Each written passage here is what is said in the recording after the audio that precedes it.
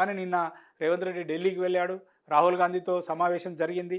కానీ ఎక్కడ కూడా ముఖ్యమంత్రిగా రేవంత్ రెడ్డి రాహుల్ గాంధీని ఒంటరిగా కానీ లేదా డిప్యూటీ సీఎం తెలంగాణ రాష్ట్ర మంత్రులతో కానీ కలిసి మాట్లాడినటువంటి సందర్భం అయితే మనకు కనబడలేదు.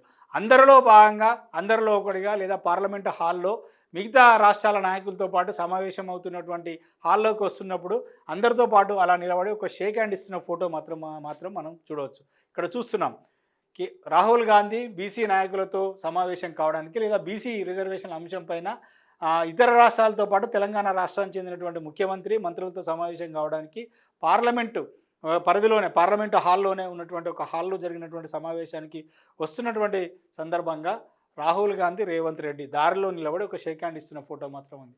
అంతే తప్ప ప్రత్యేకంగా ఎక్కడ కూడా రాహుల్ గాంధీని రేవంత్ రెడ్డి కలిసి మాట్లాడినట్టు కానీ లేదా రేవంత్ రెడ్డి ఒక్కడే కాదు, రేవంత్ రెడ్డితో పాటు ఉప ముఖ్యమంత్రి బట్టి విక్రమార్క మంత్రులు కూడా కలిసి మాట్లాడినటువంటి ఈ సందర్భం కానీ మనకు కనబడట్లేదు, దృశ్యం కానీ లేదా ఫోటో కానీ లేదు.